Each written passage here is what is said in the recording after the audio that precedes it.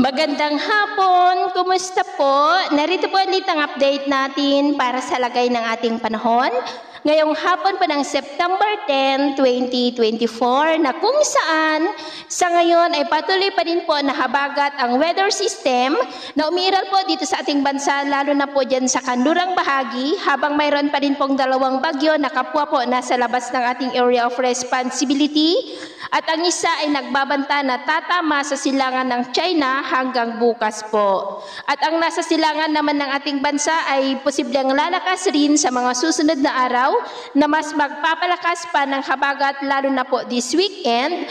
At posible rin na papasok yan dito sa ating area of responsibility pero dyan po sa may northeastern tip boundary at nagbabanta ulit na tumbukin ang China sa mga susunod na araw. At ito nga ang pinapakita ng forecast model natin po ang ginagamit hanggang sa susunod na 2 linggo ay posible pa rin ang pamumuo ng mga panibagong banta ng sama ng panahon sa paligid ng ating bansa at ang development po ng mga yan ang ating babantayan. At sa lagay po ng ating panahon, ngayong hapon ay maulap ang kalangitan with isolated rain sa ilang bahagi ng Ilocos Region, Cordillera, Cagayan Valley, Central Luzon, Metro Manila, Calabarzon, Mimaropa, Bicol, Capiz, Iloilo, Escalante, Bais, Mandaue, Badian, Bohol, Tacloban, Talosa, Dulag, Zamboanga Peninsula, Northern Mindanao, Caraga, Davao Region at Sorsogon na posibleng magtuloy-tuloy pang mga isolated light to heavy rain sa ilang bahagi ng ating bansa hanggang mamayang gabi.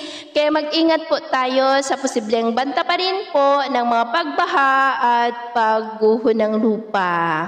At sa atin naman pong mga baybayin, wala naman po tayong nakataas na namang gale warning signals, pero iba yung pag-ingat lamang po kung papalaot tayo para mas makaiwas sa mga sakunang pangkaragatan. So ito ng latest update natin sa araw na ito. Ako po muli si James na nagsasabing sa kahit na ng pagsubok po na darating sa ating buhay, huwag na huwag po tayong mawawalan ng pag-asa. Thank you and God bless!